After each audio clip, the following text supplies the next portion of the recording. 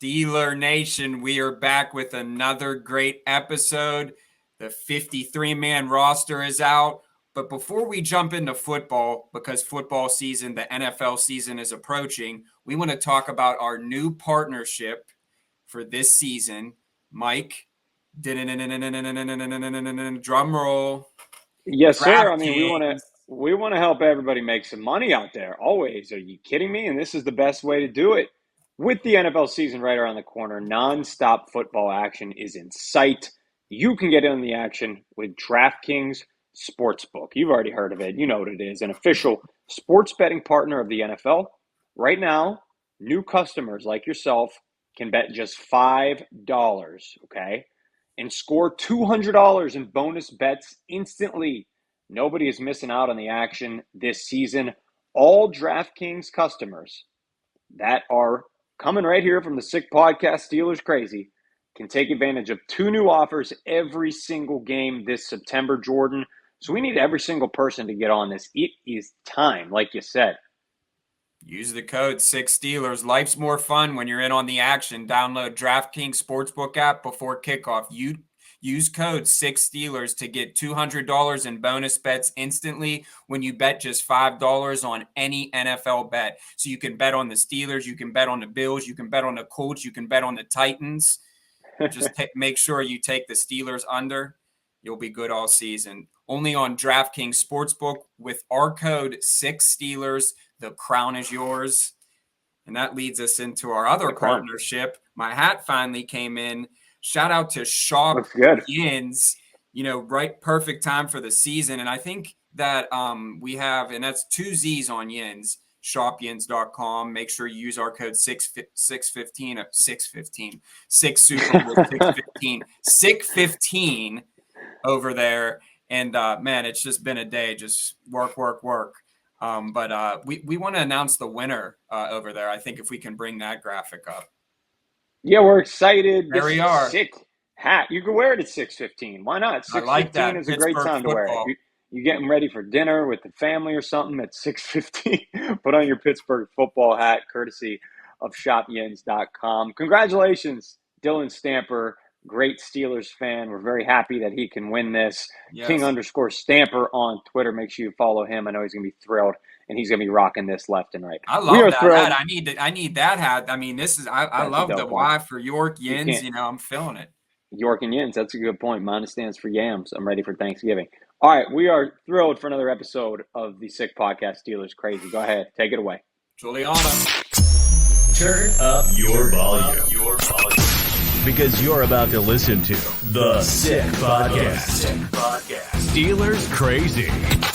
Harris Smith shields. Flacco. Polamalu takes it home. Super Bowl 43. Pittsburgh might be bound for that thanks to number 43. The sickest Pittsburgh Steelers podcast. Sports entertainment like no other. It's gonna be sick. I feel like Billy Mays, let's come back in, but wait, there's more because there's more. We're going to be dropping a special announcement just ahead of the Steelers season. We don't want to give too much away, but I think it's going to go straight to the end zone with this one, Michael. What do you think? Yeah, man, we're so excited. We bring you the best Steelers content during the season. We're not just saying that, it's not hogwash. We truly mean it over here. And I think we did it the last couple of seasons with the Chris Wormley and Friends show. Awesome time. We wish Chris the best. And we might have something else up our sleeve. So we'll find out what that is soon. Yeah, so as I said, the 53-man roster is set. College football this weekend, and then following week it's NFL, man. It's here. It's officially here. Over at the Steeler Crazy, the Sick Podcast, we don't have an off season. We like to say we're just in grind mode 24/7 as the Steelers are. But let's just dive into it. We'll talk about the 2 trades. So the Steelers trade Kevin Dawson first to the Rams. Just kind of your initial thoughts on that. I wasn't surprised by it. Anything at this point that Omar Khan does, I know is just going to be amazing. I mean, the guy's reputation speaks for itself. I mean, and we'll dive into that as well. But just what was your initial thoughts on that? And best of luck to Kevin, another good dude as well. Yeah, my initial reaction was disappointment, to be honest, and not disappointment in the return of the trade, but disappointment that Kevin Dotson did not work out with the Pittsburgh Steelers. I think you and I both thought this dude was going to be a really good guard for a long time for the Steelers because he had a really good rookie year. And then he just fell off and was never the same physically or mentally. So I was disappointed because they had invested a lot in him, of course. And I think we had really high hopes for him. So tough to see him go out this way. But if you want to talk about the flip side of it, the return is welcoming. There's no question about it. They got a 4th-round pick, swapped for a 5th-round pick next year. Could be a high 4th because we don't think the Rams are going to be great. And then a 5th-round pick swapped for a 6th-round pick in 2025. So 2 big pick upgrades. Mentioned it that, if you don't see the value in that big of a jump, think about Darnell Washington. Think about Nick Herbig, 2 guys that were around that 4th-round area versus some of the dudes who fall to the 5th. So it's impactful. I'm disappointed it didn't work for Kevin Dotson in Pittsburgh, but you can't be mad at the return, man. Yeah, I completely agree. I don't even think I have anything to comment on that because that was my thoughts exactly. So the Steelers trade Kendrick Green. I know when I was up at training camp, he's lining up at fullback. I was rooting for him to turn into a Steelers full Kira. He's been on the Yins Are Crazy podcast. Yeah. Again, another guy that you just have to root for. Just a good dude. Wish him the best of luck. But again, wasn't surprised by that. Didn't expect, to get traded. I thought that, he might have just not made the team. But yeah, I mean, it's Omar's working his magic once again. Yeah, he sure is. A con artist, as we like to call him in these streets now. I'm not surprised by this either. Anytime you move an offensive lineman to fullback, it probably means he's not doing so hot playing offensive line. So I think the writing was on the wall for Kendrick Green long ago. There wasn't much he could have done in these preseason games, I think, to prove worthy of making the team. But when he did play, he still wasn't great. So that didn't help his cause whatsoever. Yeah, man, all of the theme of this show for sure is going to be we wish these guys well. It is. I hate seeing like everybody on Twitter parading around like after these cuts. You know what I mean? It's like, thank God he's off the team. Oh my God, yes, finally we could celebrate. Like these are human beings that are losing jobs still at the end of the day, no matter how highly regarded they are in your mind in terms of career relativity because they're football players. These guys are still human beings. So, for us, it's more to analyze as well as extend our gratitude for what they were able to accomplish as a Steeler and wish them well moving forward. Not to throw a parade down East Carson Street because Kendrick Green got cut, even though from an analytical and team standpoint, he didn't get cut. I'm sorry, got traded. It was a hell of a move by the Steelers to get anything back for him. I mean, let's keep it real. Yeah, I mean, again, it just goes back to what this organization is about. And, maybe a change of scenery will be good for him. Wish him the best. 100%, 100.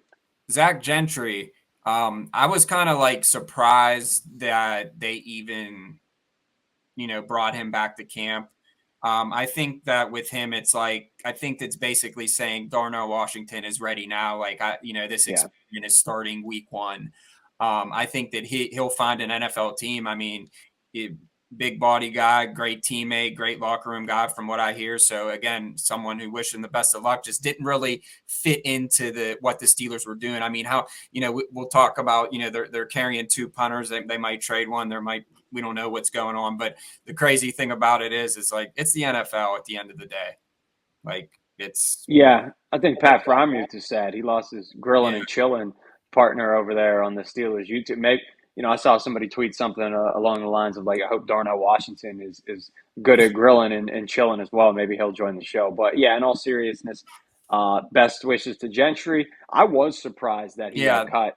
I did a radio spot yesterday, and I said that if I were Omar Khan and the Steelers, I would cut him because I don't think you need 4 tight ends. Yeah. That is, that's an abundance at that position. But I also said I didn't think he would get cut if I had to make a prediction because I thought the Steelers were thinking, all right, Connor Hayward's in that hybrid fullback role, running back role, whatever it is these days.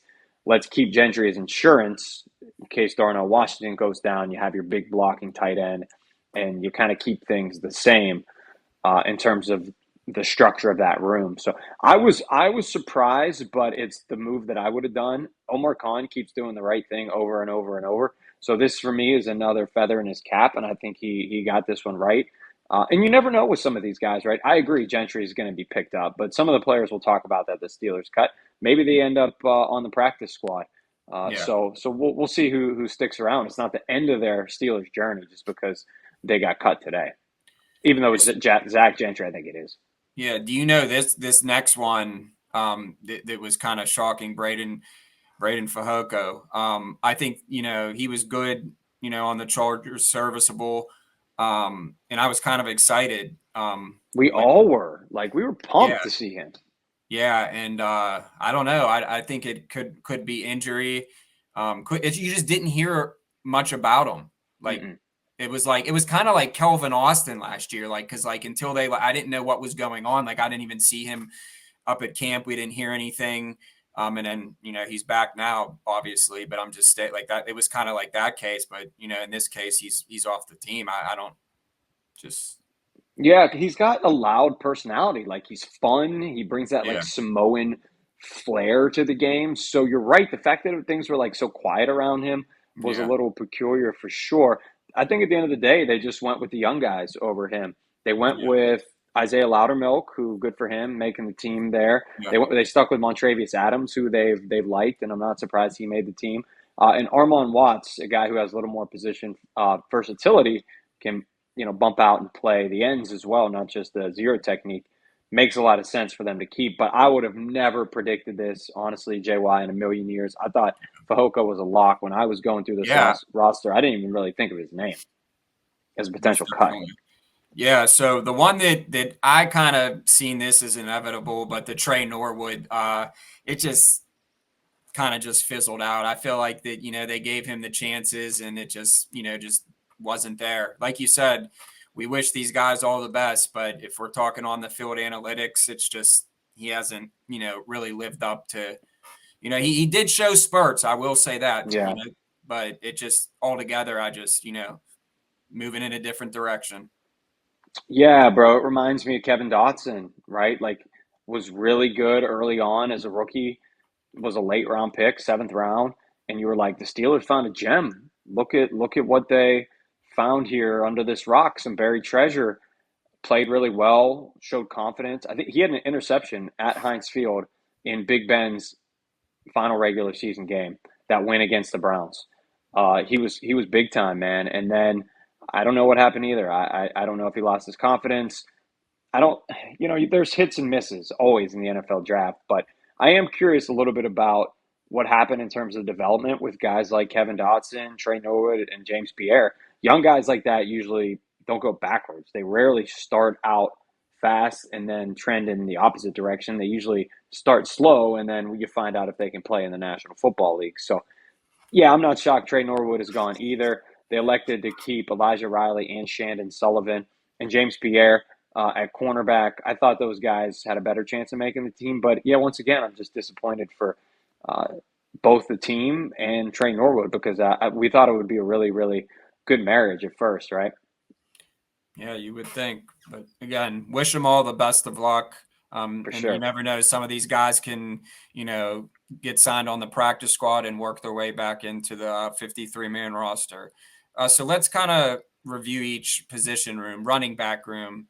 You have Najee, Jalen Warren, Anthony McFarland. Do you think that Anthony McFarland secured his spot with his preseason play? I do, yeah. He always looks good in the preseason. And I Yeah, also think it's because the Steelers just need that home run hitter once more in the backfield. Jalen Warren can do it. We've seen his ability.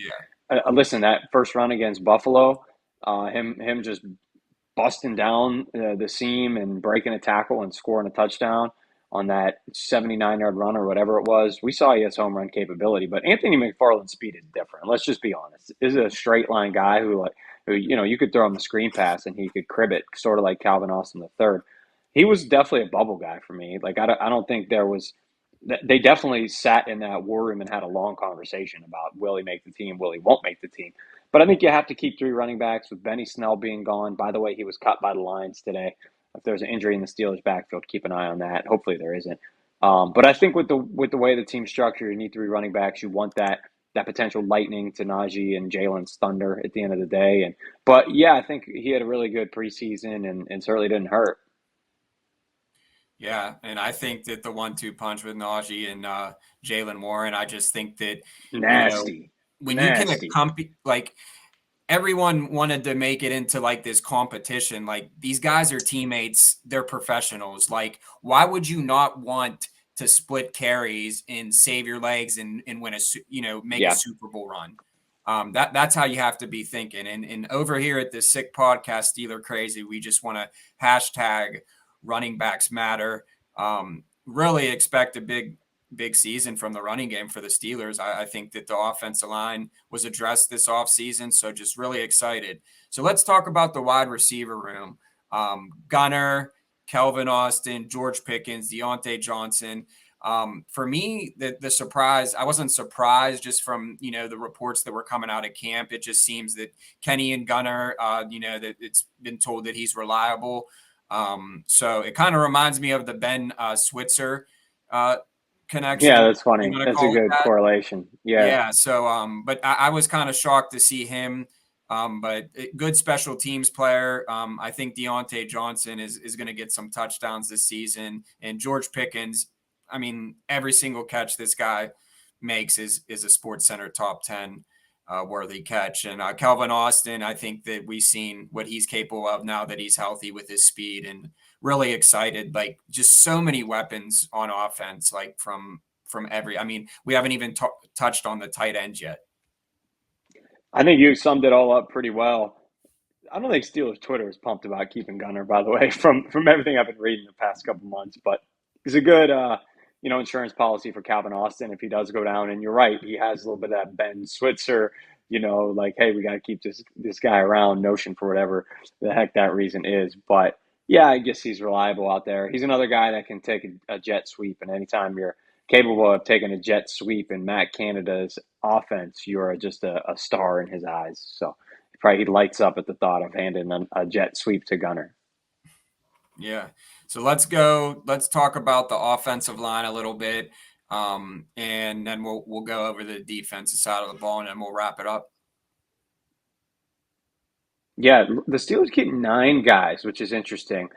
On that offensive line, completely revamped O-line. Obviously, the Broderick Jones draft pick, the Isaac Samalo pickup in free agency. 2 dudes the Steelers kept: Spencer Anderson, the 7th-round pick out of Maryland. Tomlin loves his Terps. And then Dylan Cook. What an interesting name. This guy, I was reading, was like a quarterback in high school, a standout quarterback, and made the switch to offensive line, played at Montana in the Big Sky. He was a long shot to make the team at the beginning of preseason. If I would have told you Dylan Cook would make the Steelers roster, but Braden Fajoko, Zach Gentry, and Trey Norwood wouldn't, you would have looked at me like I had 6 heads. But good for Dylan Cook. Maybe he can do grilling and chilling with Pat Freiermuth. Why not bring a Cook on? There we go. I think that makes a lot of sense. But I'm happy for him. This is a strong group. Nate Herbig in there as well, obviously coming over as a free agent. It's a strong group, and I don't think I've said that about the Steelers' offensive line in 6 years.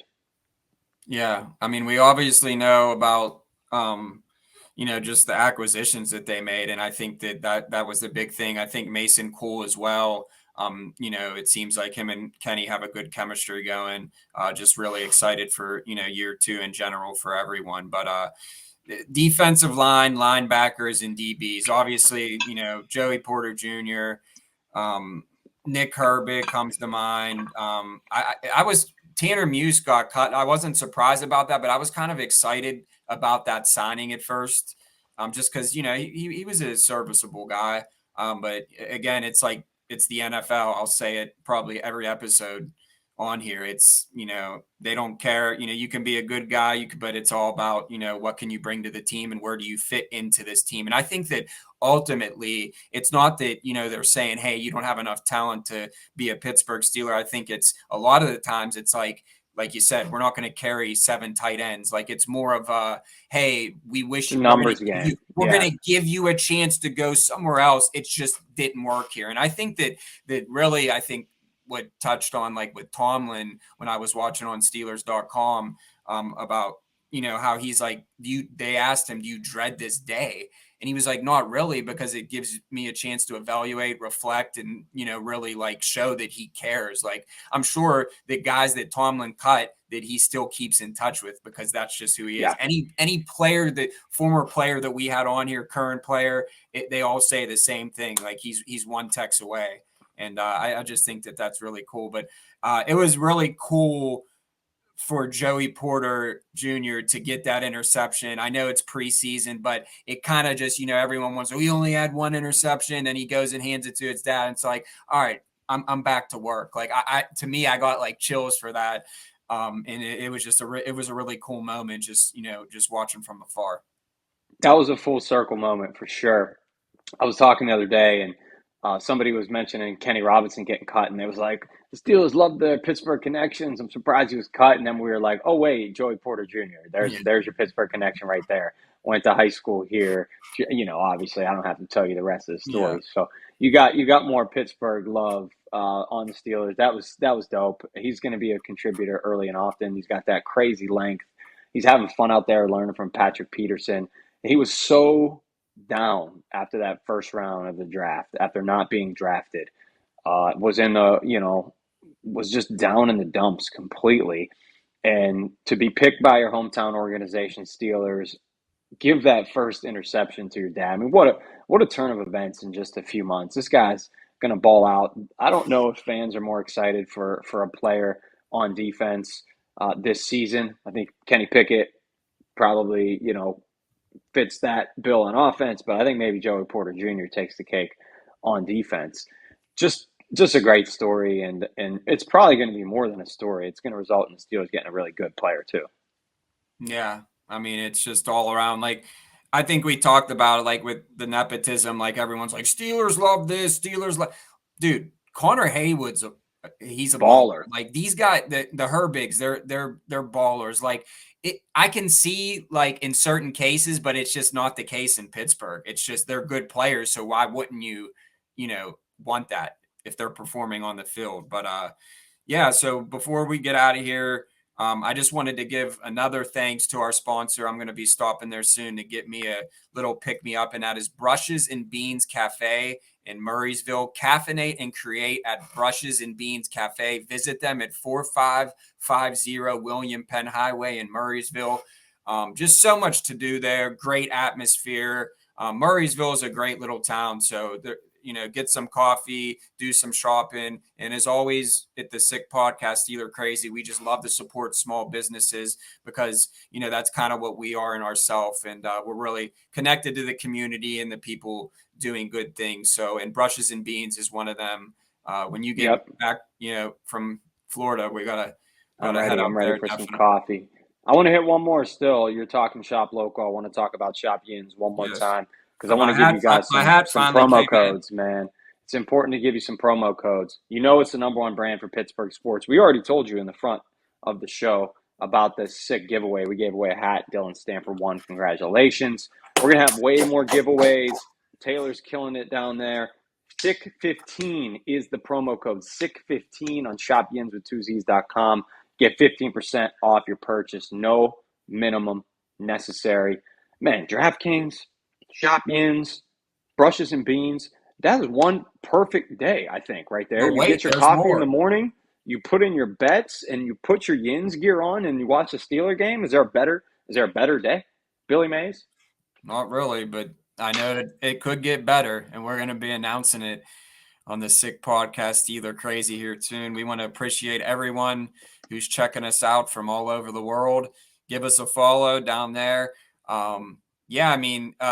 Before we go to it, the D line. Who is your dark horse on the D line this year that you feel is going to surprise a lot of people? Keanu Benton, another rookie. We shout out Joey Porter. Let's shout out Keanu Benton. More Wisconsin love. The Wisconsin Steelers. Badger. Juliana, take it away. Thank you, guys. Go Steelers. Woo! And that's a wrap. Hope you don't miss us too much until next time.